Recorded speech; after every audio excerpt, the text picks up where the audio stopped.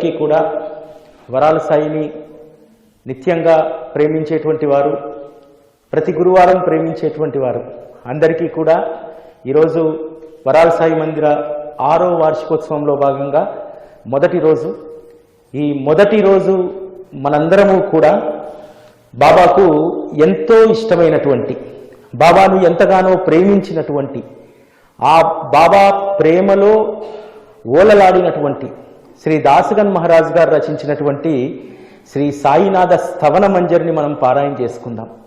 శ్రీ సాయినాథ స్థవన మంజరి ఎంత మహిమాన్వితమైనటువంటిదంటే, ఈరోజు మీరందరూ కూడా కొంతమంది తెలిసి కొంతమంది తెలియకపోయినా ఈ పారాయణలో ఈరోజు మీరందరూ పాల్గొంటున్నారు.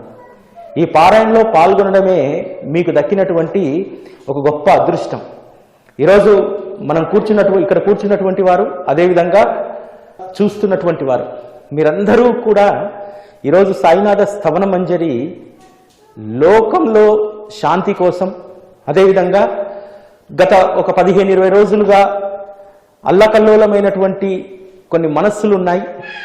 ఆ మనస్సులకు శాంతి కలగాలని, అదేవిధంగా ఏ దుర్మార్గపు చర్యలైతే ఉన్నాయో ఆ చర్యలు చేస్తున్నటువంటి వారి మనస్సు కూడా శాంతించాలని, మనం కూడా చాలామంది కొంత ఆవేశానికి ఆవేదనకు లోలైనటువంటి సాయి భక్తులు ఉన్నారు, వారి మనసులు కూడా శాంతిని పొందాలని చెప్పి ఆ సంకల్పంతో, అదేవిధంగా ఎవరైతే వరాల సాయి మందిరం పట్ల సుదూర ప్రాంతాల్లో ఉంటూ అనేక దేశాల్లో కూడా వరాల సాయిని ప్రేమించేటువంటి వారు కనీసం ఒక్కసారి కూడా ఈ మందిర ప్రాంగణంలో అడుగు పెట్టకుండా వరాల సాయి పైన అమితమైనటువంటి ప్రేమ కలిగినటువంటి భక్తులు కొన్ని వందల మంది, కొన్ని వేల మంది ఉన్నారు. నిత్యం సాయి టీవీ ద్వారా ఇక్కడ జరిగేటువంటి విజ్ఞాన కార్యక్రమాలు, అదేవిధంగా సాయి టీవీని ఆదరిస్తున్నటువంటి వరాల సాయి మందిరం పట్ల ప్రేమ కలిగినటువంటి సాయి బంధువులందరికీ కూడా శుభం కలగాలని, వారి జీవితం సుఖవంతంగా ముందుకు సాగాలని, కొత్త సంవత్సరంలో బాబా అద్భుతమైనటువంటి కార్యక్రమాలు మనతో చేయిస్తున్నారు. ఆ అద్భుతమైనటువంటి కార్యక్రమాల్లో 2 రోజుల క్రితం మనం హారతుల ఉత్సవాన్ని జరుపుకున్నాం. ఈరోజు వరాల సాయి మందిర వార్షికోత్సవంలో భాగంగా 6వ వార్షికోత్సవంలో భాగంగా ఈరోజు స్థవన మంజరి పారాయణను మనందరము కూడా చేసుకుందాం.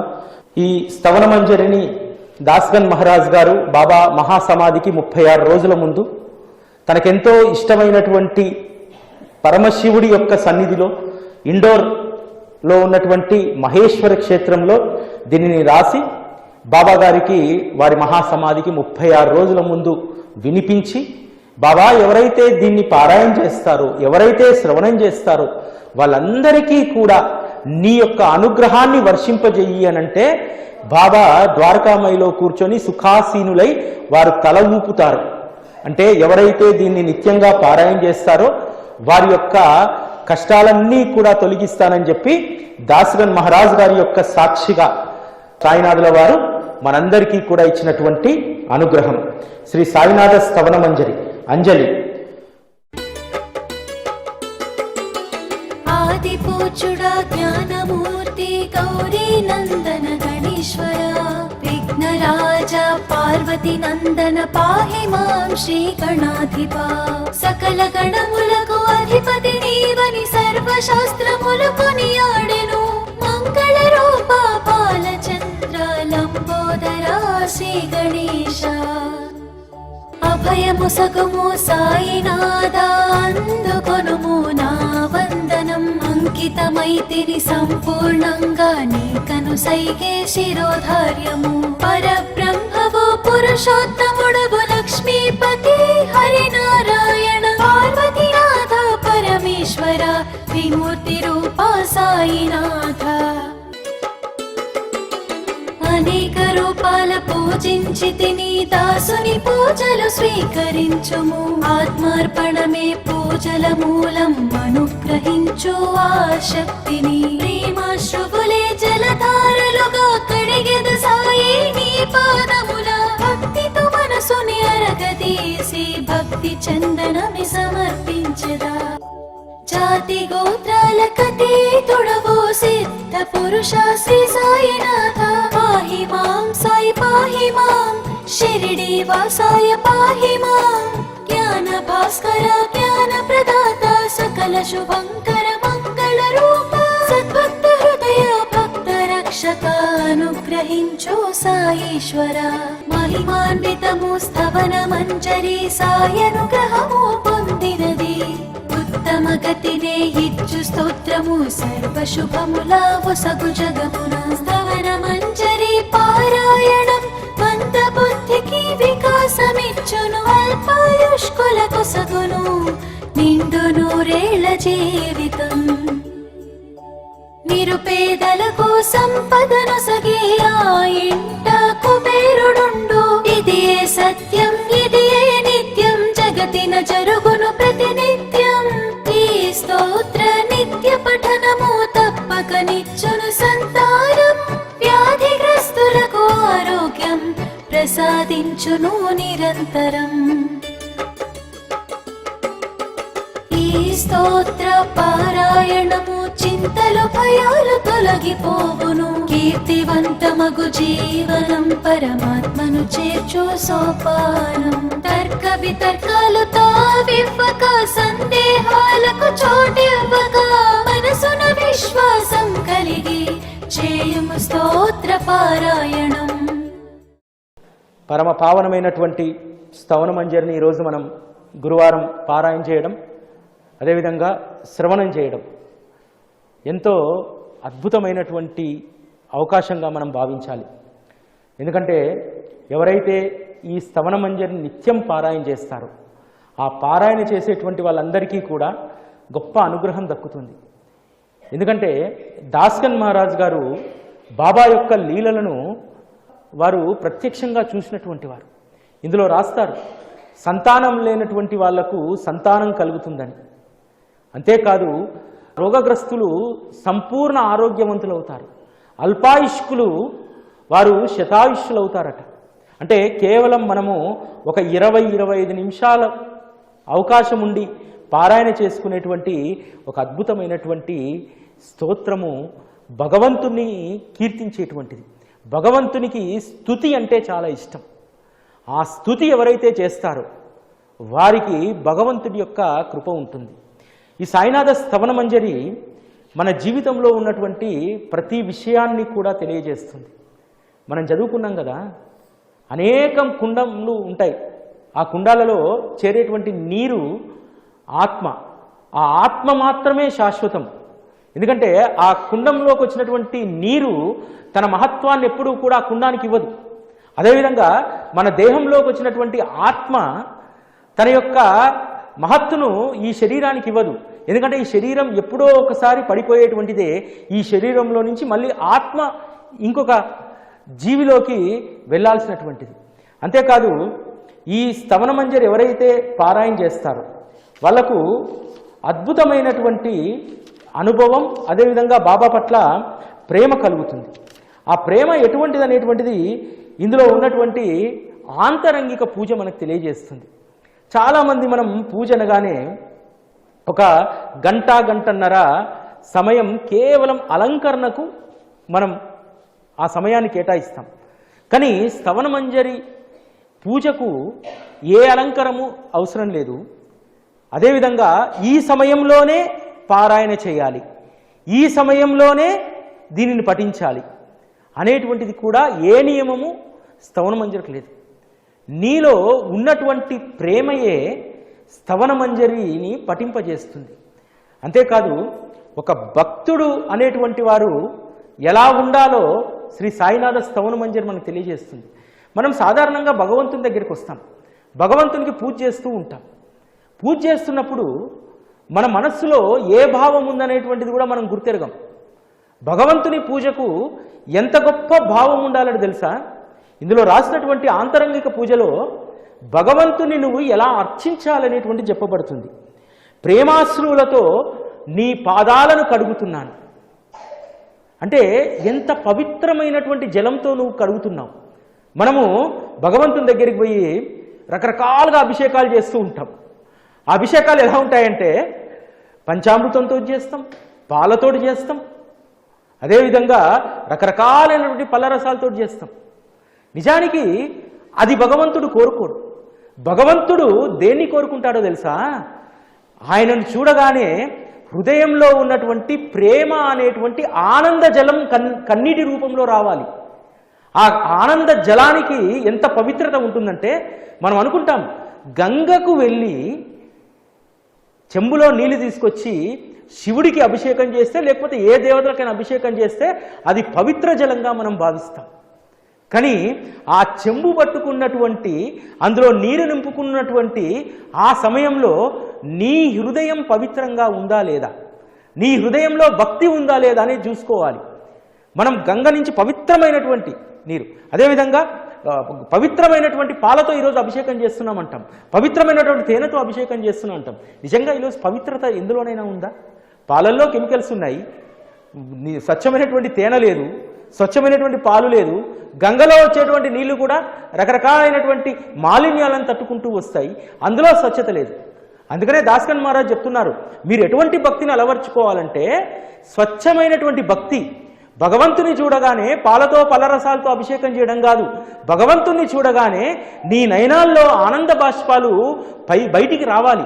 ఆ ఆనంద బాష్పాలతో నీవు భగవంతుని అభిషేకం చేయాలి. ఎందుకంటే మన హృదయం నుంచి వచ్చేటువంటి ఆ ప్రేమ అంత పవిత్రమైందన్నమాట. అంతకు మించినటువంటి పవిత్రమైనటువంటి జలం ఇంకోటి లేదమ్మా, ఈ భూమండలంలోనే లేదు. మన హృదయంలో నుంచి పైకి వచ్చినటువంటి నీరే, ఆ ఆనంద బాష్పమే అసలైనటువంటి పవిత్రమైనటువంటి నీరు అనేటువంటిది మనం గుర్తించాలి. ఇంత అద్భుతమైనటువంటి ఆంతరంగిక పూజను ఎవరైతే అలవర్చుకుంటారో వారు నిజంగా చాలా ధన్యులు. అదేవిధంగా బాబాకు మనం రాగానే, వారిని అభిషేకించగానే చేసేటువంటి పని ఏమిటి? వారికి తిలకాన్ని దిద్దుతాం. ఏ తిలకాన్ని దిద్దుతాం? గంధంలో స్వచ్ఛత లేదు, కుంకుమలో స్వచ్ఛత లేదు. అందుకనే దాస్కన్ మహారాజ్ ముందుగానే రాశారు, సద్భక్తి అనేటువంటి గంధాన్ని నీకు రాస్తున్నా అన్నారు. ఆ సద్భక్తి అనేటువంటిది ఉంటేనే బాబాకు మనం గంధాలంకరణ చేయగలుగుతాం, బొట్టులు పెట్టగలుగుతాం. అదే అద్భుతమైనటువంటి ఆంతరంగిక పూజ. సద్భక్తి అనేటువంటి దాన్ని రంగరించి, గంధం చెక్క నుంచి ఏ విధంగా అయితే గంధాన్ని తీయడానికి నూరుతామో, మన హృదయంలో ఉన్నటువంటి సద్భక్తిని రంగరించి ఆయనకు మనం చందనాన్ని పెట్టాలి. ఇంకో మాట అద్భుతంగా రాస్తారు, ఇది అందరూ గుర్తుపెట్టుకోవాలి. శబ్దాలంకారాలు అనేటువంటి కఫ్నీని నీకు వస్త్రంగా సమర్పిస్తున్నానంటారు. అంటే దాని అర్థం ఏమిటి? నీ నోటి నుంచి వచ్చేటువంటి మాటలు ఎంత పవిత్రంగా ఉండాలి. నువ్వు బాబా భక్తుడిగా ఆయన వద్దకు చేరిన తర్వాత ఆ పవిత్రత, మాటల పవిత్రత ఏ విధంగా ఉండాలి? అవాక్కులు చవాక్కులు పలికేటువంటి నోరు ఎందుకు కూడా అది పనికిరాదు, అపవిత్రమైనటువంటిది. కాబట్టి శబ్దాలంకారాలు అనేటువంటి కఫ్నీని మనం ఇవ్వాలంటే మన నోరు, మన భాష, మన అంతరంగం పరిశుద్ధంగా ఉండాలి. మన నోటి నుంచి వచ్చేటువంటి ప్రతి మాట కూడా పవిత్రంగా ఉండాలి. అలా ఉన్నప్పుడు మాత్రమే ఈ ఆంతరంగిక పూజ ద్వారా బాబాకు నీ గొంతు నుంచి వచ్చేటువంటి శబ్దాలంకారాలు అనేటువంటి కఫ్నీని నువ్వు వస్త్రంగా సమర్పిస్తావు. ప్రేమ భావాలనేటువంటి కుసుమాలతో కూర్చిన సుమాలను నీ మెడలో వేస్తున్నానని అంటారు. అంటే మన ప్రేమ బాబా పట్ల ఏ విధంగా ఉండాలి? ప్రేమతోటే అన్నీ వికసిస్తాయి కదా. మనలో బాబా పట్ల ఉన్నటువంటి ప్రేమ ఆ విధంగా వికసించినప్పుడు మాత్రమే మన హృదయంలో వికసించినటువంటి పవిత్రమైనటువంటి ప్రేమ కమలాలతోటి వారి గలసీమను మనం అలంకరిస్తాం. అంటే ఈ ఆంతరంగిక పూజ ఎంత గొప్పదంటే, ఇది చదువుతున్నప్పుడల్లా స్తవనమంజరిలో సాక్షాత్తు బాబా మన ముందు ఉండి మనం చేసేటువంటి ఈ ఆంతరంగిక పూజ ఆయన అందుకుంటున్నారనేటువంటి అనుభవం మనకు కలుగుతుంది. కాబట్టి ఈ ఆంతరంగిక పూజ ఎంతో శక్తివంతమైనటువంటిది. అంతేకాదు బాబా వద్ద మనము ధూపం వేస్తాం, ధూపం వేసి వారికి పూజ చేస్తూ ఉంటాం. ఇక్కడ ఏ ధూపాన్ని బాబా కోరుకుంటున్నారో తెలుసా? మనలో ఉన్నటువంటి మాలిన్యాలను ధూపంగా వేస్తున్నామని చెప్తున్నాం ఇక్కడ. అంటే ఏంది? మనలో ఉన్నటువంటి మాలిన్యాలు ఎంత దుర్గంధపూరితమైనటువంటివి కదా, ఎంతో దుర్గంధపూరితమైనటువంటివి. అటువంటి దుర్గంధపూరితమైనటువంటి వాటిని నిప్పు పైన వేస్తే దుర్గంధం ఉన్నటువంటి ఏ వాసన వస్తాయి? చెడు వాసనే రావాలి కదా. కానీ బాబా దగ్గర మన దుష్కర్మలు అనేటువంటి ఆ చాలా మాలిన్యాలను వారి వద్ద ధూపంగా వేస్తే అవి సువాసనలు వస్తాయట. అంటే ఎప్పుడైతే సద్గురువు యొక్క సమక్షంలో మన పాపకర్మలను అందులో వేస్తే అవి దుర్గంధం కాస్త సుగంధంగా వ్యాపించి ఉంటాయట. అంత పవిత్రత సద్గురువు పాదాల వద్ద ఉంటుంది. కాబట్టి మన దుర్గుణాలన్నీ కూడా వారి ముందు ధూపం వేసి కాల్చేసుకోవాలి. అదే అసలైనటువంటి ధూపం మనం బాబాకి వేసేటువంటిది. మాలిన్యాలు మన హృదయంలో ఉంటే ఏ విధంగా మనము పవిత్రమైనటువంటి పూజలు చేయగలుగుతాం? ఏ విధంగా భగవంతుణ్ణి అంతఃకరణంలో ఏ విధంగా పరిశుద్ధంగా ధ్యానించగలుగుతాం? మనలో పవిత్రత లేనప్పుడు మనస్సులో ఎప్పుడూ కూడా దురాలోచనలే దుర్గంధం వెదజల్లుతూ ఉంటే భగవంతుణ్ణి మనం అర్చించగలుగుతామా? పూజించగలుగుతామా? కాబట్టి మనలో ఉన్నటువంటి దుర్గుణాలన్నీ కూడా సద్గురువు సమక్షంలో ధూపం వేసి కాల్చేసుకోవాలి. ఈ విధంగా మాత్రమే మన దుర్గుణాలు బయటికి పోతాయి. మనము చాలామంది అనుకుంటాం మనల్ని ఎవరో సంస్కరించాలి, మనలో ఉన్నటువంటి దుర్గుణాలన్నీ కూడా పోగొట్టుకోవడానికి ఏ సైకాలజిస్ట్ దగ్గరకో ఇంకో దగ్గరకో ఓ మానసిక రుగ్మతలు పోగొట్టేటువంటి వాళ్ళ దగ్గరకో వెళ్తామనుకుంటాం. ఎక్కడికి వెళ్ళాల్సిన అవసరం లేదు. సద్గురువు దగ్గర నీలో ఉన్నటువంటి దుర్గుణాలను నిజాయితీగా చెప్పుకో. అవి పటాపంచలైపోతాయి, కాలిపోతాయి, ఇంకా అవి మిగలవు. తొలగిపోవడం అనేది కాదు, ఇంకా శాశ్వతంగా అవి మన నుంచి దూరం అయిపోతాయి. కాబట్టి సద్గురువు దగ్గర మనం మన యొక్క దుర్గుణాలను పోగొట్టుకోవడానికి ఒక గొప్ప అవకాశం అక్కడ ఉంది. అంతేకాదు మనము బాబాను రకరకాలైనటువంటి దాంతోటి కోరికలతోటి మనం ఆరాధిస్తూ ఉంటాం. కానీ మొట్టమొదటిసారిగా మనం కోరుకోవాల్సినటువంటిది, మొట్టమొదటిగా మనం బాబాను కోరుకోవాల్సినటువంటిది మాయామోహాలు అనేటువంటి దీపాలను వారి ముందు వెలిగించాలి. వెలిగిస్తే అందుకు ప్రతిఫలంగా సంపూర్ణమైనటువంటి వైరాగ్య స్థితి మనకు బాబా అనుగ్రహిస్తాడు. ఆ వైరాగ్య స్థితి ఖచ్చితంగా మన జీవితంలో గొప్ప మార్పును తెస్తుంది. వైరాగ్య స్థితి అంటే సంసారాన్ని వదిలిపోవడం కాదు, బాధ్యతలను వదిలిపోవడం కాదు. వైరాగ్య స్థితి అంటే, వైరాగ్య స్థితి నీకు గొంతమ్మ కోరికలు ఉంటాయే, ఆ గొంతమ్మ కోరికలు లేకుండా, కోరికలు అనేటువంటి ఆరాటంలో చిక్కుకోకుండా అటువంటి వైరాగ్య స్థితిని ప్రసాదించు బాబా అని చెప్పి మనం అడగాలి. ఈరోజు మనకు మనశ్శాంతి లేకపోవడానికి కారణం ఏమిటి? మనకు అందనటువంటి దాన్ని అందుకోవాలనేటువంటి ఆరాటం. ఆ ఆరాటం మూలంగా ఈరోజు ఎంతమంది మనం అనవసరమైనటువంటి మానసికమైనటువంటి వేదనలకు గురవుతూ ఉన్నాం. అందువల్ల మనకు సంపూర్ణ వైరాగ్య బుద్ధినివ్వండి. ఒకసారి లౌకిక విషయాలపైన వైరాగ్యం కలిగిందనుకోండి, ఇక మనకు దేనిపైన కూడా వ్యామోహం అనేటువంటిది ఉండదు. ఈరోజు ప్రతి విషయంలో కూడా వ్యామోహం లేనటువంటి స్థితి ఈరోజు కలియుగంలో లేని మానవుడు ఉండడు. అందుకనే మనకు సద్గురువు అవసరం. సద్గురువు వద్ద మాత్రమే మనము మాయామోహం అనేటువంటి దీపాలను వెలిగించి ఆయనను ప్రార్థించాలి. బాబా, నాలో ఉన్నటువంటి ఈ వ్యామోహాలను తొలగించు. సద్గురువు అనుగ్రహించేదే ఇది. మనము దీన్ని వదిలేసి అనేకం అడుగుతూ ఉంటాం. బాబా ఒక్కటి చాలు, ఈ ఒక్కదాని తర్వాత నేనేం అడగా అంటాం. కానీ ఆ ఒక్కటి కూడా అడగనటువంటి స్థితికి మనం వెళ్ళాలి. ఎందుకంటే నువ్వు ఆయన దరి చేరిన తర్వాత ఖచ్చితంగా నీకు ఏ సమయంలో ఏది అనుగ్రహించాలో అది బాబాకు తెలుసు. అదేవిధంగా ఇంకొక అద్భుతమైనటువంటి మాట రాస్తారు ఇక్కడ. మామూలుగా భగవంతునికి మనము పూజ చేసేటప్పుడు ఆసనం వేస్తున్నామని చెప్పి పంతులు గారు చెప్పగానే ఒక ఆసనం, ఒక తమలపాకో ఇంకోటో వేస్తాం. అది కాదు ఆసనం భగవంతునికి వేయాల్సినటువంటిది. ఇక్కడ మనం చెప్తున్నాం స్థవనమంజరిలో, బాబా విశ్వాసం అనేటువంటి ఆసనాన్ని మీకు వేస్తున్నాను అంటే, వారికి వేసేటువంటి ఇలాంటి ఆసనం విశ్వాసం. అంటే మన విశ్వాసం ఎంత బలంగా ఉంటే ఆయన కూర్చునే ఆసనం అంత బలంగా ఉంటుంది. మనము పుచ్చిపోయినటువంటి కర్రతోటి స్టూల్ చేయిస్తే దానిపైన కూర్చోగానే విరిగిపోతుంది. క్వాలిటీ లేనటువంటి ఇలాంటి స్టూల్స్ తెచ్చుకుంటే 2 రోజులకి అవి విరిగిపోతాయి. అదేవిధంగా నీలో బాబా పట్ల విశ్వాసం సరిగ్గా లేకపోతే ఆయన కంఫర్టబుల్గా కూర్చోలేడు. కాబట్టి బాబాను మనం కూర్చోమని ఆసనం వేస్తున్నాం. ఆ ఆసనం ఎంత బలంగా ఉండాలి, అచంచలమైనటువంటి విశ్వాసంతో ఆ ఆసనాన్ని మనం వేయగలగాలి. అంతేకాదు ఇక్కడ అందరూ గుర్తుపెట్టుకోండి, బాబాకు ప్రేమతో మనందరం నైవేద్యం పెడతాం. నైవేద్యం పెట్టేటప్పుడు ఏం కోరుకుంటాం? అందులో చక్కెర సమపాలలో ఉండాలి, ఆ స్వీట్ మధురంగా ఉండాలి, వంకాయ కూర అద్భుతంగా ఉండాలి, అన్నం కూడా వారి కోసం ప్రత్యేకంగా నెయ్యి వేసి ఇదంతా పెడతాం. ఇదంతా తూచ్, ఇదంతా ఉట్టిదే. ఎందుకంటే మనం వండుకున్న దాంట్లో నుంచి కొంచెం తీసి ఆయనకు పెడతాం. కానీ అసలమైనటువంటిది ఏమిటో తెలుసా? భక్తి అనేటువంటి నైవేద్యాన్ని ఆయనకు సమర్పించాలి. అంటే మన భక్తి అనేటువంటి నైవేద్యం ఎంత మధురంగా ఉండాలో ఆలోచించుకోండి. ఎంత మధురంగా ఉంటే మన భక్తి, ఆయన ఆ నైవేద్యాన్ని స్వీకరిస్తారో ఆలోచించుకోండి. కాబట్టి నైవేద్యం మధురంగా ఉండాలంటే నీ భక్తి మధురంగా ఉండాలి. కాబట్టి బాబా, ఈ మధురమైనటువంటి నైవేద్యాన్ని స్వీకరించి మీ ఉచ్చిష్టాన్ని నాకు ఇవ్వండి. ఎందుకంటే తల్లి యొక్క స్థైర్యాన్ని కోరేటువంటి హక్కు ఒక బిడ్డకు మాత్రమే ఉంటుంది. కాబట్టి ఆ అద్భుతమైనటువంటి ఆ మీ యొక్క ఉచ్చిష్టాన్ని నాకు ఇస్తే దాన్ని నేను స్వీకరిస్తాను.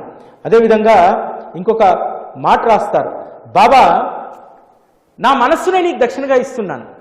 దీని అర్థం ఏమిటి? బాబా పూజలో మనము దక్షిణగా 2 అరటిపళ్ళు, 10 రూపాయలు, 11 రూపాయలు, 100 రూపాయలు, ప్రేమ కలిగితే అన్నదానానికి ఒక 500, 1000 రూపాయలు ఇస్తాం. కానీ ఇక్కడ అది కోరుకోవట్లేదు బాబా. మన మనస్సునే దక్షిణగా కోరుకుంటున్నాడు. ఎందుకంటే మనస్సు దక్షిణగా సమర్పించామనుకోండి, ఎటువంటి ఆరాటం ఉండదు. మనస్సు కోతి లాంటిది, నిన్ను కోతిలా ఆడిస్తుంది మనస్సు. కాబట్టి ఆ మనస్సునే బాబా పాదాలకు అప్పగించారనుకోండి, ఇంకా మనకు చంచలత్వం అనేటువంటిది ఉండదు కదా. అందుకని ఆ మనస్సును బాబా పాదాలకు మనం సమర్పించాలి. అంతేకాదు ఇందులో అద్భుతమైనటువంటి జీవిత సత్యాలు ఉంటాయి. ఇది నిత్యపారాయణ చేసేటువంటి వాళ్ళకు ఖచ్చితంగా నాది నేను అనేటువంటిది ఉండదు. ఎందుకంటే ఇక్కడ ఎవరూ కూడా శాశ్వతం కాదు అనేటువంటిది చెప్తుంది.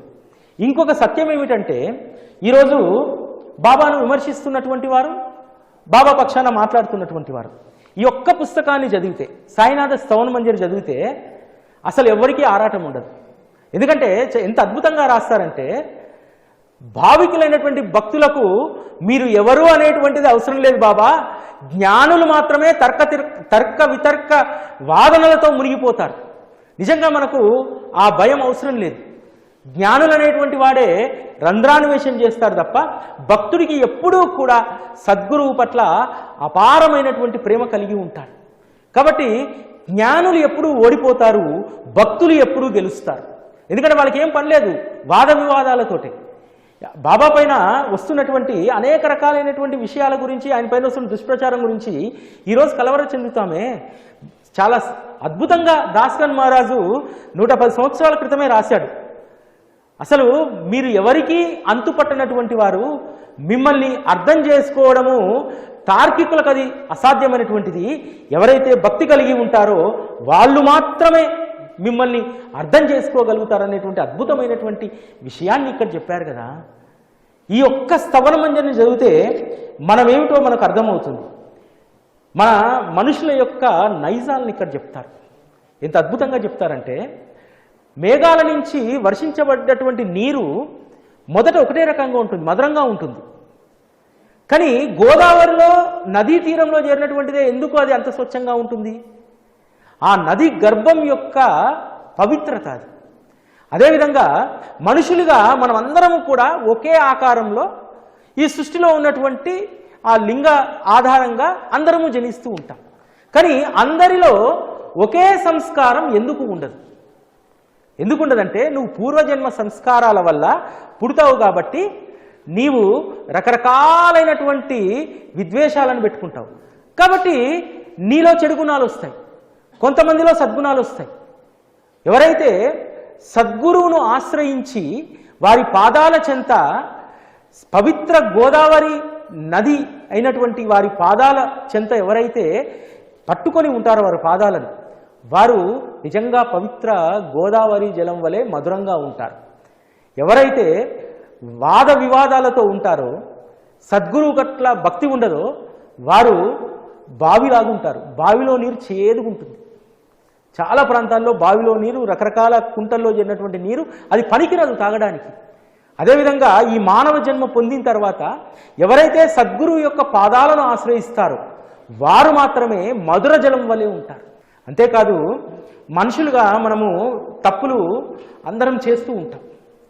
అది పదే పదే చేస్తూ ఉంటాం. అందుకనే బాబాని ఇక్కడ ప్రార్థన చేస్తూ ఉన్నాం స్తవన మంజరి ద్వారా. బాబా, మేము తరచూ పాపాలు చేస్తూనే ఉంటాం, వస్తాం ఇక్కడ మీ పాదాల దగ్గర మునుగుతాం, షిరిడీకి పోతాం, అన్ని తప్పులు క్షమించమని చెప్పి చెంపలేసుకొని వస్తాం, మళ్ళీ హైదరాబాద్ వచ్చి మన ఊర్లలోకి వెళ్ళి మనం చేయాల్సింది చేస్తాం. అందుకనే ఒక గొప్ప వెసులుబాటుని ఇక్కడ స్తవన మంజరిలో దాస్గన్ మహారాజ్ ఇచ్చారు. బాబా, మేము నిత్యం ఏదో ఒక పాపకర్మలు చేస్తూ ఉంటాం, అలా చేసినప్పుడు వాటిని నిర్మూలించుకోవడానికి మీ పాద పంకజ దర్శనానికి వచ్చి మీ పాద పంకజంలో ఉన్నటువంటి ఆ త్రివేణి సంగమంలో మేము మునకలు వేస్తాము. అంటే ఒక అద్భుతమైనటువంటి అవకాశం, మన తప్పుల్ని చెప్పుకొని మన తప్పులను సరిచేయమని చెప్పి అడిగేటువంటి ఒక అద్భుతమైనటువంటి సాధన ఒక్క సద్గురువు వద్ద మాత్రమే ఉంటుంది. అందుకనే శ్రీ సాయినాథ స్తవన మంజరి అంత మహిమాన్వితమైంది. నిజంగా ఈ సాయినాథ స్తవన మంజరిని మీరు ఎవరైతే నిత్యము పారాయణ చేస్తారో వారి యొక్క కష్టాలనేటువంటి పూర్తిగా తొలగిపోతాయి. ఒక సంవత్సర కాలంలో, ఒక సంవత్సర కాలం కూడా అవసరం లేదు. మీ యొక్క భక్తి, శ్రద్ధ, పరిణితిని బట్టి అసలు 2 రోజుల్లో తొలగిపోవచ్చు. నాకు తెలిసి నేను ఈ స్తవన మంజరిని 2014లో మొట్టమొదటిసారి చదివినప్పుడు అనేక ఆరాటాలతో ఉన్నటువంటి నా మనస్సు కేవలం వారం రోజుల్లో కుంటబడ్డది. మనం ఏమిటి? ఎందుకంటే స్తవన మంజరి నీవేమిటి, నీ కర్తవ్యం ఏమిటి, ఈ లోకంలోకి వచ్చిన తర్వాత నీ పాత్ర ఏమిటి అనేటువంటిది శ్రీ సాయినాథ స్తవన మంజరి తెలియజేస్తుంది. ఎందుకంటే ఇది రాసినటువంటి దాస్గన్ మహారాజు సామాన్యమైనటువంటి వ్యక్తి కాదు. అనేక మంది సాధు సత్పురుషుల యొక్క చరిత్రలు రాసినటువంటి ఆయన. అంతేకాదు సాయినాథ స్తవన మంజరిని పరిపూర్ణమైనటువంటి ప్రేమతో దాస్గన్ మహారాజు రాశారు. బాబా వద్ద వారు గంగా యమున ప్రయాగ ఆ పుణ్య నదీ తీరాన్ని వారి పాదాల చెంత చూసినటువంటి గొప్ప వ్యక్తి. అందుకనే ఈరోజు మనందరినీ తరించడానికి సాయినాథ స్తవన మంజరి నిజంగా బాబా కోసం రాసినటువంటిది కాదు. దాస్గన్ మహారాజు కేవలం బాబాను ఆశ్రయించినటువంటి భక్తులకు 100% అనుగ్రహం కలగాలి, అందుకోసం స్తవన మంజరి దాస్గన్ మహారాజు గారు రాశారు. కేవలం బాబాను కీర్తించడానికి మాత్రం స్తవన మంజరి కాదు. ఎందుకంటే ఎక్కడో కౌపినేశ్వరాలయంలో కీర్తన చేస్తూ ఉంటే అక్కడ పెట్టినటువంటి బాబా చిత్రపటానికి ఒక చోల్కర్ అనేటువంటి యువకుడు ఉద్యోగం పర్మనెంట్ కావాలంటే వెంటనే ఆయన పరీక్షలో పాస్ చేయించి బాబా, కనీసం బాబా అంటే కూడా ఎవరో తెలియదు, ఆ రూపాన్ని మొదటిసారి చూడడం, అటువంటి చోల్కర్కు పర్మనెంట్ ఉద్యోగం వచ్చింది. అంతేకాదు మనకు దగ్గరలో ఉన్నటువంటి సోలాపూర్లో ఒకరోజు కథ చెప్పడానికి దాస్గన్ మహారాజ్ వెళ్తే ఎన్నో సంవత్సరాలుగా బిడ్డలు లేకుండా బాధపడుతున్నటువంటి ఔరంగాబాద్కర్ భార్య గంగూబాయి ఆ కీర్తన విని షిరిడీకి పరిగెత్తుకుంటూ వెళ్ళి, నేను రాముడికి సేవ చేశాను, నా కులదేవత అయినటువంటి రేణుకా ఎల్లమ్మకు సేవ చేశాను, అనేక మంది సత్పురుషులకు సేవ చేశాను, కానీ దాస్గన్ మహారాజ్ గారు ఖరాఖండిగా చెప్పారు, షిరిడీకి వెళ్తే పని అవుతుంది, నాకు ఖచ్చితంగా సంతానం కలుగుతుంది అని చెప్పి దాస్గన్ మహారాజ్ యొక్క కీర్తనకు ప్రభావితమై ఆ తల్లి గంగూబాయి షిరిడీకి వెళ్ళింది. సంవత్సరం లోపే కొడుకు పుట్టాడు. అంతేకాదు నాందేడు సేటు బాధపడుతూ ఉంటే తన బాధను దాస్గన్ మహారాజు చెప్పుకుంటే, సేట్ నువ్వు వెళ్ళి బాబాను దర్శించుకో అంటే బాబా అనుగ్రహంతో 12 మంది 13 మంది ఆడపిల్లలు ఉన్నటువంటి ఆ ఇంట్లో మొగ సంతానం కలిగింది. అంటే వీటన్నింటినీ దాస్గన్ మహారాజ్ గారు దగ్గరుండి బాబా యొక్క మహిమను చూశారు. మనం పొందినటువంటిది మనకు గుర్తుండదు, కానీ దాస్గన్ మహారాజు బాబా వల్ల మేలు కొలిగినటువంటి వాళ్ళు. ఒక్క మాటతోటి దాస్గన్ మహారాజు అందరికీ చెప్పాడు కదా, బాబా అనుగ్రహం వల్ల మీకు అన్ని పనులు జరుగుతాయని ఆ రోజు గంగూబాయికి చెప్పాడు, వెళ్ళు సంతానం కలుగుతుందని చెప్పి రతన్జీ వాడియాకి చెప్పాడు, ఆ కీర్తన వల్ల చోల్కర్ ప్రభావితమయ్యాడు. అంతేకాదు అనేక మందిని ముంబై నుంచి అనేక మందిని బాబా వద్దకు దాస్గన్ మహారాజు పంపించాడు. ఖచ్చితంగా మీ సమస్య తీరుతుంది పో అని చెప్పి. ఖచ్చితంగా 100% వారి సమస్య తీరింది. ఎందుకోసం తెలుసా? బాబా దాస్గన్ మహారాజు మాట్లాడినటువంటి ఇచ్చినటువంటి హామీని బాబా గ్రహిస్తాడు. నా వాడు నా తరఫున ఇచ్చాడు గంగూబాయికి హామీ, రతన్జీ వాడియాకి ఇచ్చాడు, నా వాడు కథ చెప్తే చోల్కర్ ప్రభావితుడయ్యాడు, కాబట్టి నేను దాస్గన్ మహారాజ్ మాటను నిలబెట్టాలి. వీళ్ళకు అనుగ్రహం తర్వాత నేను నా వాడైనటువంటి దాసుగను మాటను నిలబెట్టాలి, లేకపోతే దాసుగను మాట ఉత్తిదైపోతుంది. అంటే ఈ స్తవన మంజరి కూడా దాస్గన్ మహారాజు ఎంతో ప్రేమతో రాసి, బాబా మీ అనుగ్రహం ఎల్లరిపైన ఉండాలి, అందరిపైన ఉండాలి, ఇది చదివిన తర్వాత వాడికి కష్టాలనేటువంటివి ఉండకూడదు అని చెప్పంటే బాబా తల ఊపి సమ్మతం తెలియజేయడం జరిగింది. అంత మహిమాన్వితమైనటువంటిది. కాబట్టి ఈరోజు వరాల సాయి మందిర 6వ వార్షికోత్సవం సందర్భంగా ఈ స్తవన మంజరి పారాయణను ప్రపంచవ్యాప్తంగా చూస్తున్నటువంటి కొన్ని వేల మందికి, అదేవిధంగా ఇక్కడ మందిరానికి స్వయంగా వచ్చినటువంటి వాళ్ళందరికీ కూడా ఆ సాయినాథుడి యొక్క కరుణా కృప ఉండాలని చెప్పి మనస్ఫూర్తిగా కోరుకుంటూ, శ్రీ సచ్చిదానంద సద్గురు సాయినాథ్ మహారాజ్ కీ జై.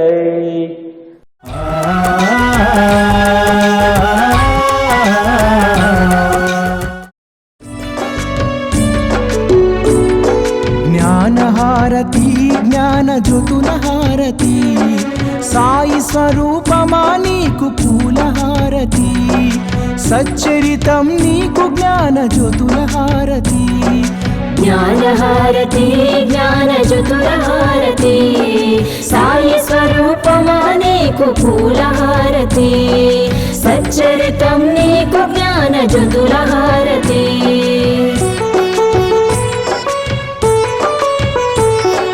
నిత్యం నీ లీలా పఠనంలో మేముంటాము, నీ మధుర వచనాలతో మైమరచిపోతాము, నీ తోడుగా భక్తి ప్రేమలను పెంచుకున్నాము. పాలో వెలిగిన జ్ఞాన జ్యోతులతో హారతి, జ్ఞానహారతి జ్ఞానజ్యోతుల హారతి, సాయి స్వరూపమా నీకు పూలహారతి, సచ్చరితం నీకు జ్ఞానజ్యోతుల హారతి.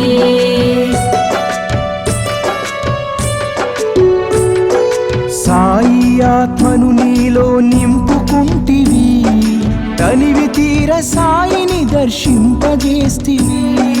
కష్టాలను దుఃఖాలను తరిమి కొడితివి, దయగల తల్లి నీకు ప్రేమహారతి, జ్ఞానహారతి జ్ఞానజ్యోతుల హారతి, సాయి స్వరూపమా నీకు పూలహారతి, సచ్చరితం నీకు జ్ఞానజ్యోతుల హారతి.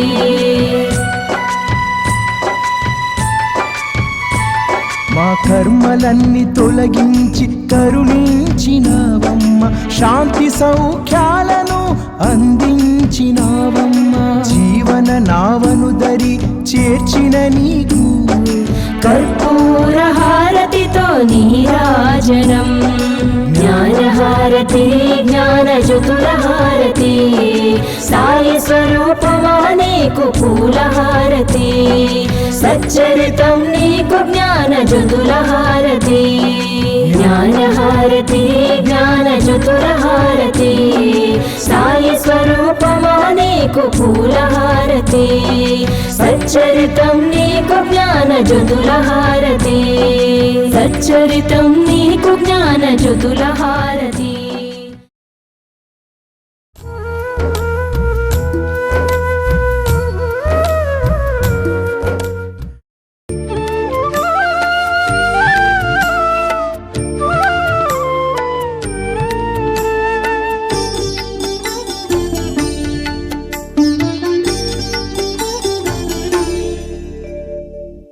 సాయీశుడు స్వయముగా తాను సరుకులన్నీ తెచ్చుకొని వంట కూడా తానే చేస్తూ ఉడికిందో లేదోనని వేడి వేడిడే కీసాలో చేయి పెట్టి కలిపి మరి అంతుబట్టని రుచులతో కుమకుమలాడే మసీదు. ఓ సద్గురు సాయి నా సర్వము నీవేలే, ఓ సద్గురు సాయి నా సర్వము నీవేలే.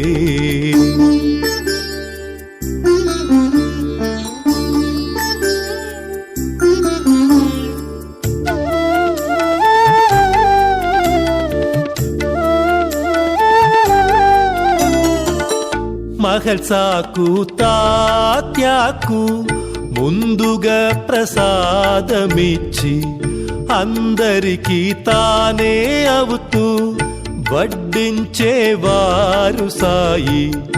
అప్పుడు తిన్న భక్తులది ఎంత పుణ్య ఫలమో ఇప్పుడు విన్న మన జన్మ మరి మరి ధన్యమాయే. ఓ సద్గురు సాయి నా సర్వము నీవేలే.